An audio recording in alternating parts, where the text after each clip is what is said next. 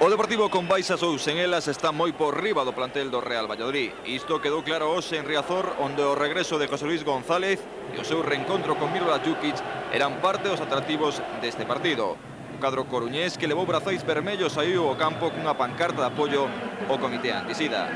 No banco do Deportivo, o regreso de Paco Liaño ás convocatorias. Está restablecido xa para cando o estime oportuno o técnico Arsenio Iglesias. O conxunto coruñés comezou con dominio e desbordando a un Valladolid temeroso que chegou a Riazor co convencimento de evitar unha goleada. A falta que lanzou Donato foi por riba da portería de González. O partido nos primeiros 45 minutos necesitou da entrada das asistencias en moitas ocasións. Na primeira delas sería o perxudicado Salvador González Marco Boro, que abandonou o terreo de xogo en Padiola, aínda que despois regresaría ao terreo. O convocado por Javier Clemente para o amigable con Finlandia volou o equipo na Liga tras a ausencia da pasada xornada no Carlos Tartiere. O conxunto coruñés quiso facer traballar a González desde os primeiros compases nesta porta atrás para Fran, detivo centro chut e recibiu a subíos do público o gardameta González. Aos 10 minutos o Deportivo comezaba a súa xornada de goleada. O centro de Recarte atopou o golpeo de primeira de Claudio Barragán, quen se anticipou a Ferreras. O dianteiro valenciano, que fora fundamental no empate co Zaragoza en Liga, en a eliminatoria da UEFA diante do Tirol, foi de novo unha peza clave nas situacións de máximas complicacións para o conxunto herculino. O tanto de Claudio era o 999. Todos os integrantes do equipo deportivista estaban a un paso de facer historia. O uruguayo Matosas foi o encargado de todos os lanzamentos de falta do equipo branco e mourado.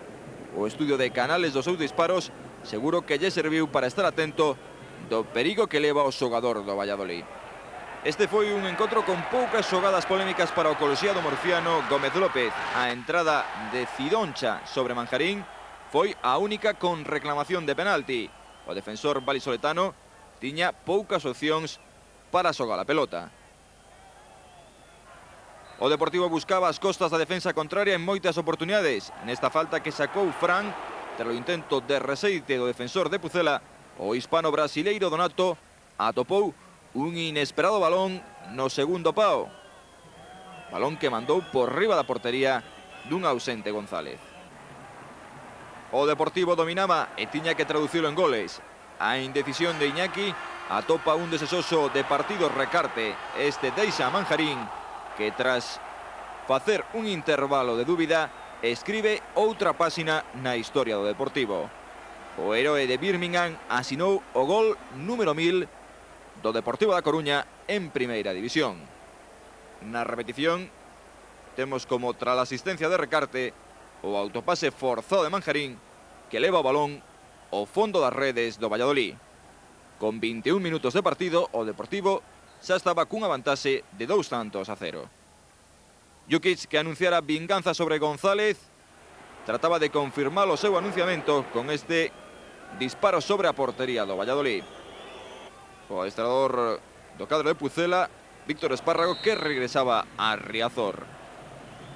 Matosas insistiría en demostrar as súas cualidades e do propio Canales, que evitou con esta espléndida estirada o tanto do conxunto de Pucela. Temos a repetición desde o lanzamento da falta de Matosas e como Canales evita o tanto. Aos 32 minutos Claudio lesionouse por esta entrada forte do xogador Cuaresma, e Claudio que tivo que retirarse do terreo de xogo en Padiola, segunda ocasión na que isto sucedía no partido. Os servicios de quecemento de Julio Salinas e Claudio, que entraría en xogo ata o final da primeira metade, pero sería sustituído no descanso. O Valladolid amosou unha alarmante ineficacia nas ocasións que tivo. Gracia, esta vez no segundo pau, trataba de sorprender a Canales. Continuou o perigo con este centro de Cuaresma que detivo o gardameta do equipo coruñés.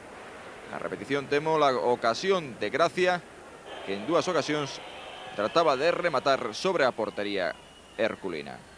Nilsson, que tamén estivera presente co Albacete na temporada anterior, cruzou o balón por diante da portería de Canales e Torres Gómez, que manda o balón os escasos nuboeiros que esta tarde estaban na Coruña. A repetición como o balón paseouse por diante da portería deportivista. De novo xogada pola banda dereita, por onde chegou o maior perigo do Deportivo, o centro da Aldana, e o intento de Manjarín de facer unha deixada moi difícil, aínda que resolutiva. A imaginación do dianteiro do Deportivo nesta acción. Nova ocasión, esta vez con participación do lateral esquerdo Javier Villarroya, e a improvisación de novo de Manjarín. Alberto tería que ser retirado tamén en Padiola antes de rematar esta accidentada primeira metade. O dianteiro do Valladolid, que por esa entrada de Donato tivo que deixar o partido. A preocupación de Donato pola entrada sobre o dianteiro, e así remataron os primeiros 45 minutos en Riazor. Nas bancadas, o apoio para ese comité antisida que tamén amosou o Deportivo con eses brazais vermellos que levaban hoxe. Julio Salinas, que sería o protagonista desta segunda parte, na súa saída ao terreo de xogo. E González, que nos segundos 45 minutos se recibiu aínda máis asubíos por parte da bancada dos Riazor Blues. A primeira ocasión destes segundos 45 minutos para os deportivistas eran un esbozo do que sería este segundo tempo. As contras continuas do cadro de Arsenio Iglesias e a oportunidade de trar ao centro de Manjarín para Julio Salinas. De novo Salinas en acción, esta vez na combinación a frontal co lanzamento desviado de Donato. Nova ocasión con presencia de Salinas e Manjarín na acción. O centro de Fran e a dobre oportunidade para Salinas primeiro e para Manjarín despois. Pero o balón, que estaba moi vivo nestes primeiros compases do partido, non chegou ás redes do Valladolid. O Valladolid tentaba cousas complicadas como este cabezazo de Matosas que vai manso ás mans de Canales. Aldana tamén sería outro dos protagonistas desta segunda parte. As súas internadas por banda dereita foron unha constante. Esta primeira na que buscaba Julio Salinas, pero atopou a un ben colocado González. A presión de Salinas, que continuaba, pero con pouca efectividade en canto ao marcador ata o momento. Pero chegou a xogada de congraciarse para o dianteiro vasco. O servicio a asistencia será de Adolfo Aldana, que unha vez máis serviu para Julio Salinas, que deste xeito puido congraciarse coa afección deportivista. O internacional de Javier Clemente marcou a porta baleira e respostou con aplausos ao público de Riazor. Julio Salinas, que anotaba o terceiro tanto para o cadro deportivista aos 18 minutos desta segunda metade. O público que o celebraba nas bancadas coruñesas e os aplausos de Julio Salinas para o público.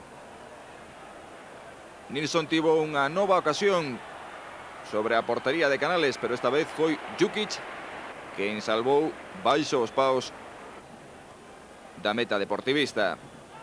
O Valladolid tiña ocasións, pero amosaba unha ineficacia confirmada con este balón que peta no pau da portería defendida por Canales. O Valladolid non conseguiu, no que levamos de liga, ningún tanto lonxe do seu estadio de Zorrilla.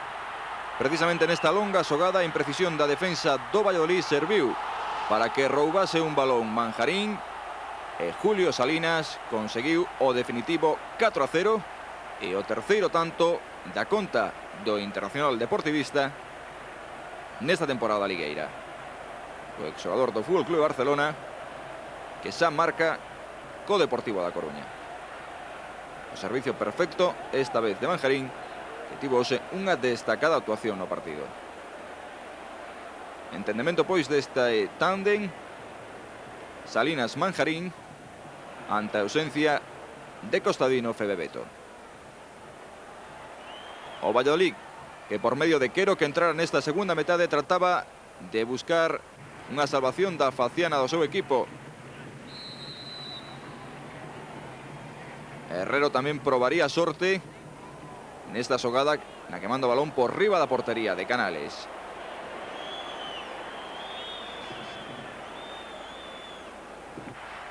A pesar da goleada, Jukic semella que non esquecera a súa promesa de marcar na portería defendida por González.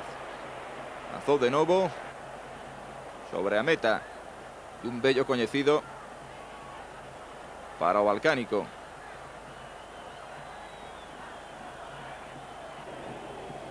O Valladolid que continuaba tratando de variar a súa imaxe de desesperación dun equipo que, a pesar das numerosas fichaxes realizadas, navega facendo aguas pola primeira división. O cabezazo de Iñaki, unha probadelo. Aldana, canso de asistir, quiso ter protagonismo con nome propio, pero González evitaría o tanto do xogador deportivista. Aldana que outro dos homes convocados por Javier Clemente para o partido amigable con Finlandia. Aos 32 minutos deste segundo tempo, a sustitución de Adolfo Aldana e a entrada no campo de Alfredo Santalena. Matosas probou de novo o mellor armado Valladolid, un equipo que só leva marcado 6 goles nesta liga. A falta que petou unha barreira, Herrero que confirmou as dificultades do Valladolid para marcar. Na repetición, como ese balón pasa por medio da barreira do Deportivo, e como Herrero desesperouse nese novo erro atacante. As últimas xogadas foron de escasa bagase futbolística, como este cabezazo frouxo de Manjarín ás mans de González e un novo tiro desviado de Jukic, que probou sorte ata o último minuto de partido. Víctor Espárrago, que pode ter moitos problemas e que pode temer pola súa destitución nesta semana no Valladolid, no que leva 7 puntos e 5 negativos. O Deportivo que con esta victoria respira tranquilidade con vistas a próxima visita ao estadio do Camp Nou o próximo sábado diante do Fútbol Club de Barcelona.